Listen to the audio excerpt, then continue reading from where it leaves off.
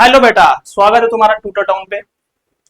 आज मैं एरर का चैप्टर उठा रहा हूँ जो यूनिट एंड डायमेंशन का एक पार्ट है एरर, लेकिन बहुत इंपॉर्टेंट है नई एनजीट के लिए। बच्चे छोड़ के जाते हैं और यहाँ से क्वेश्चन आना ही आना है, इसलिए को छोड़ेंगे नहीं। अभी जो मैं देने वाला हूँ फुल चैप्टर का फुल रिवीजन है, थोड़ा फास्ट चलेंगे और एक माइंड मैप की तरह इसको तैयार किया गया है कि जो फार्मूले छूटे हैं, जो कुछ छूटा हुआ है किसी का, उसको एक बार देख के रिवाइज कर सके। फॉर एग्जाम्पल की एरर एरर होता क्या है, किसके वजह से आता है, कैसे आता है। ये कहानी इस तरह से स्टार्ट होती है कि कोई भी इंस्ट्रूमेंट है, कोई भी दुनिया का कोई भी इंस्ट्रूमेंट हो, उसमें एरर हटाया नहीं जा सकता, एरर हटाया नहीं जा सकता। इसलिए एरर पढ़ते हैं, एरर को कम कर सकते हैं लेकिन एरर को हटा नहीं सकते। कोई भी इंस्ट्रूमेंट हो, जैसे वेटिंग मशीन हो गई, उसमें कुछ ना कुछ एरर रहता ही है, तो उसकी वजह से हम एरर पढ़ते हैं। यहाँ कुछ टर्मिनोलॉजी होता है, जैसे मीटर स्केल हो गया, वो भी इंस्ट्रूमेंट है, तो उसका क्या होगा, उसमें भी एरर आ सकता है। कुछ भी ले लो इंस्ट्रूमेंट जिससे तुम किसी चीज को वैल्यू कर, किसी चीज मेजर करते हो। और वो फिजिकल क्वांटिटी क्या होता है, पहले स्टार्टिंग में जब unit dimension start, physical quantity वो क्वांटिटी होता है जिससे जिससे कोई इंस्ट्रूमेंट से मेजर किया जा सकते, तो एजर को मेजर किया जा सकते। तो अगर हम किसी इंस्ट्रूमेंट से मेजर कर रहा हूँ तो मेजर्ड वैल्यू को बोलते हैं मेजर्ड वैल्यू। फॉर एग्जाम्पल मुझे कोई लेंथ मेजर करना था इस तरीके से, मुझे नहीं पता कितना है। पहले स्टूडेंट ने मेजर किया, उसका आया 4.9, दूसरे ने मेजर किया आया 5, तीसरे ने मेजर किया 5.1, चौथे ने मेजर किया, उसका आया 4.98 एंड सो ऑन। इस तरह से आया। तो 10-12 जितना ज्यादा हम लेते हैं, एन की वैल्यू बढ़ाते हैं, जितने नंबर ऑफ स्टूडेंट लेंगे उतना ज्यादा क्या होगा, एक्यूरेट एरर आएगा, उतना ज्यादा एक्यूरेसी बढ़ेगी। तो सर इसमें से कौन सबसे बेस्ट है लेंथ का, कौन बता पाएगा, कोई नहीं बता पाएगा। तो इसमें सबसे बढ़िया क्या लेंगे, इस तरह के मेजर करने को वैल्यू बोलते हैं मेजर्ड वैल्यू। और जब इसका एवरेज ले लेते हैं उसको बोलते हैं ट्रू वैल्यू। ट्रू वैल्यू क्या हो सकता है, average of the measured value. इसको हमेशा दिखाते हैं एक्स से या एक्स एम से दिखाते हैं। तो एवरेज ले लेंगे क्या, x1 plus x2 plus and so on divide by number of student and number of measured value, उसे क्या बोलते हैं, ट्रू वैल्यू। तो एरर क्या होता है, एरर होता है true value minus measured value. Error क्या होता है, तो याद रखने वाली बात क्या है, एरर क्या होता है, true value minus measured value. याद क्या कर सकते हो कि ट्रू वैल्यू और माइनस मेजर्ड वैल्यू है, तो एरर यहाँ पे पॉजिटिव भी हो सकता है, नेगेटिव भी हो सकता है, कुछ भी हो सकता है, लेकिन एरर कभी भी सब्ट्रैक्ट नहीं किया जाता, क्योंकि एरर जब दो चीज का मल्टीप्लाई डिवीजन, दो फिजिकल क्वांटिटी का मल्टीप्लाई डिवीजन कुछ भी करते हैं तो एरर हमेशा क्या होता है, ऐड होता है। इसलिए एरर तो निकालते हैं ऐसे हैं। इसलिए यहाँ पे नया टर्मिनोलॉजी आया, क्या आया, मीन एब्सोल्यूट एरर। यहाँ पे एरर नहीं बोलेंगे, हम एरर नहीं पढ़ते, हमको पढ़ना है एब्सोल्यूट एरर, जो आगे देखेंगे टाइप ऑफ एरर। चलिए आगे बढ़ते हैं। देखो मेजर वैल्यू हो गया, अब आगे मेरा क्या, types of error. Types of error में हमको पढ़ना है absolute error, mean absolute error, relative error and percentage error. क्या बताता है मेरे लिए सबसे इंपॉर्टेंट क्या है, रिलेटिव एरर या परसेंटेज एरर। परसेंटेज एरर ये बताता है कि कोई चीज कितना ज्यादा एक्यूरेट है, ये टाइप में आता है। टाइप में 4 टाइप का एरर देखेंगे हम। पहला देखेंगे कितना, एब्सोल्यूट एरर। हमने क्या निकाला था, एरर। एरर क्या होता है, true value minus measured value. इसी तरह अगर मैं देखूं, इसी तरह मैं देखूं, अगर एब्सोल्यूट एरर देखना है मुझे, एब्सोल्यूट एरर कैसे निकालूंगा, तो एब्सोल्यूट एरर, एरर क्या होता था, एरर होता था true value minus measured value. तो एब्सोल्यूट एरर क्या होगा, एब्सोल्यूट एरर कभी भी नेगेटिव नहीं हो सकता, ये हमेशा किस में रखते हैं, पॉजिटिव में। तो कैसे लिखोगे absolute error, true value x से दिखाते थे, मेजर्ड वैल्यू 1, इसको डब्बे के अंदर।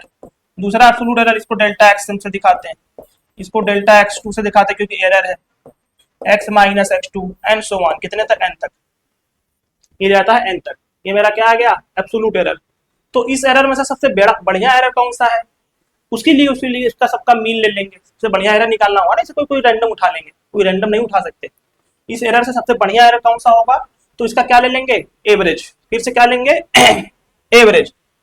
एवरेज लेंगे तो नाम आ जाएगा मीन एब्सोल्यूट एरर। क्या आ जाएगा, मीन एब्सोल्यूट एरर। देखिए इधर मीन एब्सोल्यूट एरर क्या होता है कि एब्सोल्यूट एरर का average. For example delta x equal to, पहला एब्सोल्यूट एरर क्या हो गया था, डेल्टा एक्स वन जो डब्बे के अंदर था, डेल्टा एक्स टू, मतलब सब पॉजिटिव रखना है, एन कहाँ तक जाएगा, एन तक, सबका एवरेज ले लिया, तो मीन एब्सोल्यूट एरर आ गया। इसके बाद क्या आ जाएगा, फ्रैक्शनल एरर। क्या आ जाएगा,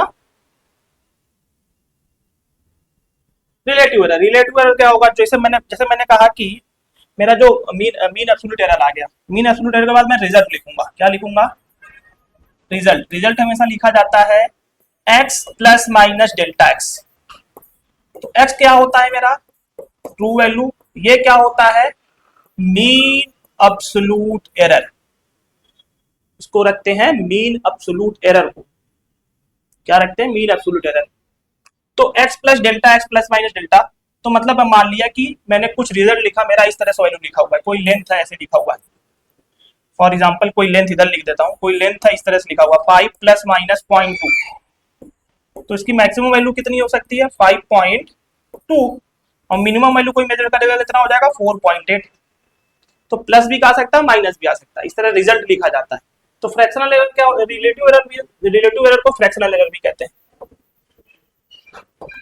फ्रैक्शनल एरर, इसको क्या बोलते हैं, फ्रैक्शनल एरर। तो डिफाइन कैसे करते हैं, तो फ्रैक्शनल एरर, रिलेटिव एरर होता है मेरा delta x by x, delta x by x.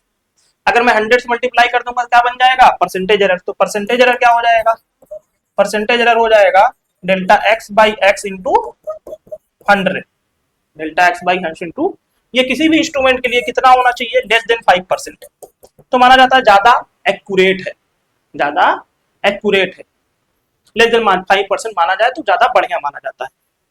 Next आ गया मेरा, देखते हैं क्या आता है। रिलेटिव एरर हो गया, परसेंटेज एरर हो गया, कॉम्बिनेशन ऑफ एरर। देखो हमने बताया था कि जब कभी भी एडिशन और सब्ट्रैक्शन करते हैं या मल्टीप्लिकेशन डिवीजन करते हैं तो एरर हमेशा क्या होता है, ऐड होता है। इसका एक रामबाण फार्मूला आता है जो आगे मैं बता दूंगा, लेकिन देखो एरर क्या है, हमेशा ऐड हुआ है। दो एरर, जैसे मैंने कहा कि मेरे पास दो रेजिस्टेंस है, मेरे पास दो रेजिस्टेंस है R1 और R2, दोनों रेजिस्टेंस कैसे दे रखा है, मान लो एरर के साथ दिया तो 2 प्लस माइनस 0.2 या 0.1 ओम दे रखा है, दूसरा दे रखा है 3 प्लस माइनस 0.2 ओम। कर आर इक्वलेंट लिख दो, आर इक्वलेंट लिख दो एरर के साथ, तो आर इक्वलेंट लिखता है क्या, दोनों सीरीज में होगा, तो आर इक्वलेंट कितना होता है, R1 प्लस R2। तो आर इक्वलेंट देखो, ये R1 हो गया, ये ट्रू वैल्यू हो गया, ये ट्रू वैल्यू, तो R1 प्लस R2 कितना होगा, 2 प्लस 3 कितना हो गया, 5। एरर क्या करेंगे, एरर में एक बार प्लस होता है, एक बार माइनस, एक बार प्लस, एक बार माइनस, तो कैसे ऐड करेंगे, एरर हमेशा क्या होता है, ऐड होता है। तो इसका डेल्टा आर कितना हो जाएगा, डेल्टा आर हो जाएगा 0.2 प्लस 0.1, नेट कितना हो गया 0.3, यही लिखा है। एरर हमेशा क्या होता है, ऐड होता है। तो आर इक्विवेलेंट कितना हो जाएगा, जो आर इक्विवेलेंट का मेरा मेन वैल्यू कितना है, true value 5 plus minus 0.3, error हमेशा। और मल्टीप्लिकेशन डिवीजन का एक रामबाण फार्मूला आगे आएगा जो पावर के ऊपर होता है, उस फार्मूले से हर क्वेश्चन हो जाएगा, तो ज्यादा सोचना नहीं है, इसको छापो फिर आगे बढ़ते हैं। अब आ गया मेरा लिस्ट काउंट, अभी बाद में देखते हैं इसको, प्रिसिशन भी देखते हैं बाद में। सिग्निफिकेंट फिगर, सिग्निफिकेंट फिगर क्या होता है, कैसे होता है, कितना होता है, ये सब मैंने डिफाइन किया हुआ है। तो एक बार देखते हैं थोड़ा फास्ट में कि सिग्निफिकेंट फिगर कैसे लेते हैं, किसका लेते हैं, कैसे। जैसे all non zero digit are significant, इसका क्या मतलब हुआ, कोई भी नॉन जीरो डिजिट है, जैसे मैंने कहा 1, मैंने कहा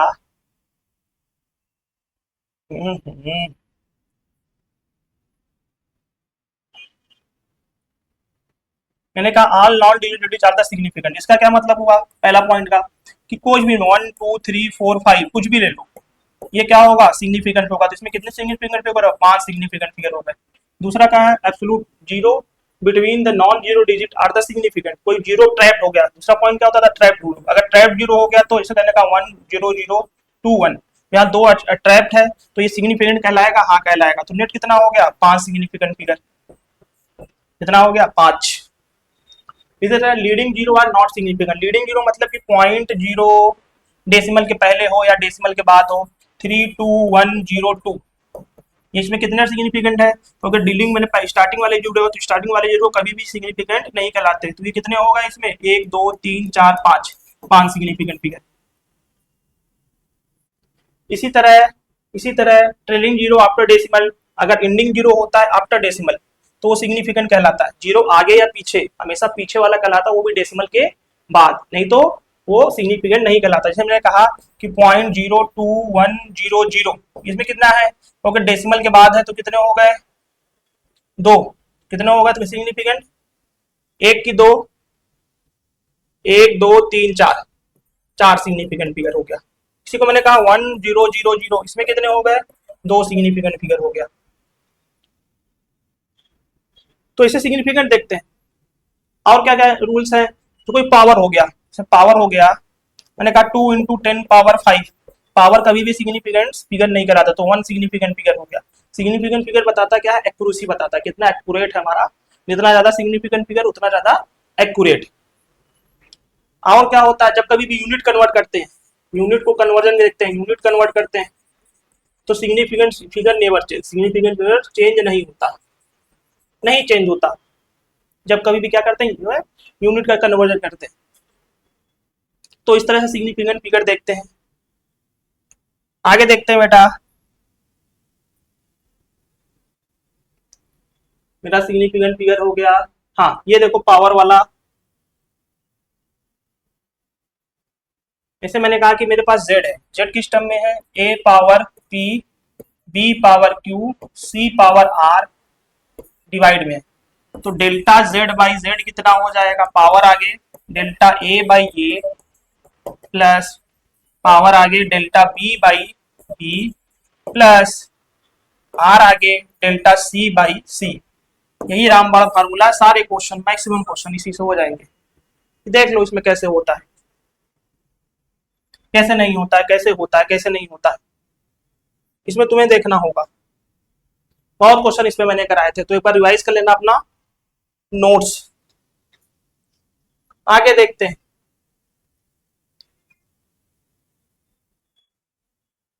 हाँ राउंडिंग अप, राउंडिंग अप कैसे होते हैं देखो ध्यान से। अगर लेस देन 5 है तो अनचेंज, लेस देन 5 है तो अनचेंज। इसका क्या मतलब हुआ, जैसे मैंने कहा कि मेरे पास है 2.352, इसको 2 सिग्निफिकेंट तक राउंड अप करना है, 2 सिग्निफिकेंट फिगर तक राउंड ऑफ करना है। तो पहला देख लो कहाँ, 1 2, दूसरा ये आ गया। तरीका क्या था, इसकी मैक्सिमम वैल्यू कितनी हो सकती है, 100, इसका हाफ कितना हो गया 50, 50 से ज्यादा है तो इसमें एक ऐड कर दो तो +1 ऐड हो जाएगा, तो आंसर कितना आ जाएगा 2.4, कितना हो जाएगा 2.4। एक कम ले लेते हैं, जैसे मेरे पास है 2.331, इसको 2 सिग्निफिकेंट फिगर तक राउंड ऑफ करना है, तो पहला दूसरा ये वैल्यू देख लो, इसकी मैक्सिमम वैल्यू कितनी हो सकती है 100, 100 का हाफ कितना हो गया 50, 50 से छोटा है तो इसमें कुछ भी ऐड नहीं करेंगे, कुछ भी ऐड नहीं करेंगे, यही मेरा आंसर हो जाएगा।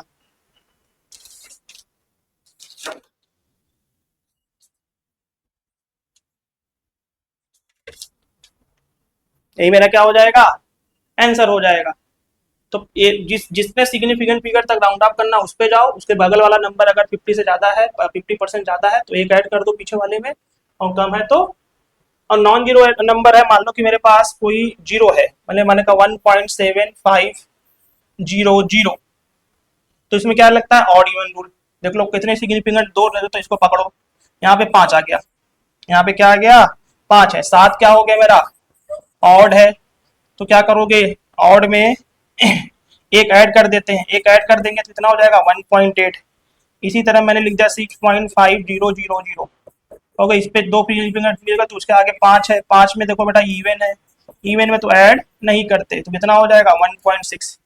अगर पूरा फुल चैप्टर इसका रिवीजन चाहिए, फिर से एक एक टॉपिक पढ़ाने का है, तो कमेंट करके बताओ, मैं पूरा एक्सप्लेन करूंगा, क्योंकि मैंने पूरा पढ़ाया हुआ है। एक बार मैं फास्ट चल रहा हूँ क्योंकि ये माइंड मैप है, एक बार रिवाइज हो जाएगा एग्जाम के पहले कि एग्जाम कैसे देना है कैसे नहीं। आगे देखिए,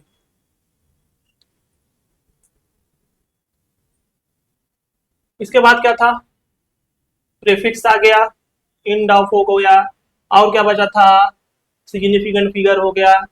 एक्यूरेसी और प्रिसिजन में डिस्कस कर लेता हूं। देखो बेटा क्या होता है ये एक्यूरेसी, कोई चीज एक्यूरेसी कब होगा, जैसे मेरे पास कोई ट्रू वैल्यू है, ट्रू वैल्यू मेरे पास मान लो 100 सेंटीमीटर आ गया, और मेरा जो मेजर्ड वैल्यू आया वो आया 98.8 सेंटीमीटर। कितना आया? 98.8 सेंटीमीटर। इसका मतलब कि जो मेजर्ड वैल्यू है बहुत क्लोजेस्ट टू ट्रू वैल्यू है, तो इसको बोलते हैं मोर एक्यूरेट। क्या बोलते हैं? More accurate. लेकिन तो प्रिसीजन क्या होगा सर? जैसे मेरे पास ट्रू वैल्यू है कितना 100 सेंटीमीटर, और मेरा जो मेजर्ड वैल्यू आया वो कई बार रिपीट किया। जैसे मेरे पास मेजर्ड आया 98.1, 98.2, 98.1, 98.2 एंड सो ऑन। तो कहोगे भले ही ट्रू वैल्यू 100 है, लेकिन मेरा जो मेजर्ड वैल्यू वो बहुत एक ही बार कई नंबर रिपीट कर रहा है, बहुत क्लोज टू रिपीट कर रहा है। जब ऐसे सिचुएशन आता है तो इसको बोलते हैं मोर प्रिसीजन। लिखते हैं मोर प्रिसीजन। तो मेजर्ड वैल्यू के अगर बहुत पास हो ट्रू वैल्यू तो मोर एक्यूरेट, और मेजर्ड वैल्यू बार बार एक ही नंबर रिपीट कर रहा हो और ट्रू वैल्यू के बराबर ना आए और काफी दूर हो, उसको बोलते हैं मोर प्रिसीजन। और देख लेते हैं कुछ छूटा तो नहीं। एक्यूरेसी हो गया मेरा, लीस्ट काउंट, हाँ ये देख लेते हैं। वर्नियर कैलिपर भी आने वाला एग्जाम में, तो वर्नियर कैलिपर भी देख लेते हैं। वर्नियर कैलिपर का फॉर्मूला क्या था कि मेरे पास दो स्केल थे, एक तो मेन स्केल था, एक तो क्या था? मेन स्केल था। मेन स्केल में कितने डिवीजन थे? 1 2 3 4 5 6 7 8 9 10, और एक वर्नियर स्केल था। वर्नियर स्केल इसके ऊपर था कुछ ऐसे, ये वर्नियर स्केल था, ये मेन स्केल था। तो वर्नियर स्केल के कितने डिवीजन 9 से ओवरलैप करते? 1 2 3 4 5 6 7 8 9 10। 10 वाला किससे ओवरलैप करा था? 9 से। इसका 10 वाला किससे ओवरलैप करा था? 9 से। या 10 वाला किसके इक्वल था? 10 जो तुम्हारा वर्नियर स्केल के खाने हैं छोटे छोटे, वो किससे ओवरलैप कर रहे थे? 9 डिवीजन ऑफ मेन स्केल। ऐसे लिख सकते हैं कि 10 vernier scale division equal to 9 main scale division. तो लीस्ट काउंट का फार्मूला बता रहा हूं मैं। तो एक वर्नियर स्केल डिवीजन कितना हो गया? एक वर्नियर स्केल डिवीजन कितना हो गया? 0.9 मेन स्केल डिवीजन। तो लीस्ट काउंट क्या होता है? ओके, लीस्ट काउंट कितना मिनिमम मेजर कर सकता है? तो 1 main scale division minus 1 vernier scale division. Put कर दो यहाँ पे, तो 1 main scale division minus 0.9 main scale division कितना हो गया? 0.1 main scale division. Main scale मतलब कि मेन स्केल में कितने होते हैं? टोटल 10 सेंटीमीटर होता है। एक खाना कितने बराबर होता है? 0.1 सेंटीमीटर और 1 mm। तो मेन स्केल का डिवीजन कितना था? 0.1। तो लीस्ट काउंट कितना मेजर कर सकता है? 0.01। ये कितना होता है? वर्नियर कैलिपर का लीस्ट काउंट। ये किसमें आ जाएगा? सेंटीमीटर। इसलिए कहते हैं इसको 2 डेसिमल प्लेस करके ये क्या कर सकता है? मेजर कर सकता है। इसमें दूसरे तरीके से कहा सकता है कि n, मान लो कि ऐसा ना दे के कोई नया वर्नियर स्केल बना दे, बोल दे कि n vernier scale division overlap कर रहा है m मेन स्केल डिवीजन से। ये कुछ भी हो सकता है। यहाँ 9 था जो बेसिक लेते हैं, उसमें 9 किससे ओवरलैप करता है? 10 से। 10 9 वाला, 10 मेन स्केल वाला, सॉरी 9 वाला कितना? मेन स्केल वाला 9 और वर्नियर स्केल वाला 10। तो इसमें कहोगे एक वर्नियर स्केल डिवीजन कितना हो जाएगा? m/n मेन स्केल डिवीजन होगा। तो लीस्ट काउंट क्या होगा? लीस्ट काउंट हो जाएगा 1 main scale division minus 1 vernier scale division. Put कर दो ये वैल्यू उठा के, तो 1 मेन स्केल डिवीजन तो कॉमन आ जाएगा, अंदर क्या बचेगा? 1 माइनस m/n। यही मेरा लीस्ट काउंट का फार्मूला होता है। प्लीज ध्यान से अच्छे से पढ़ाई करो। कोई भी डाउट हो, कोई भी और टॉपिक का मुझे अगर माइंड मैप देना है तो कमेंट करके बताइए। ट्यूटर टाउन पे मैं तुम्हारे लिए वीडियो अपलोड कर दूंगा। इसमें कुछ छूटा तो नहीं? इसको डाउनलोड, इसको लिख लीजिए, फिर आगे बढ़ते हैं, देख लेते हैं कुछ छूटा तो नहीं।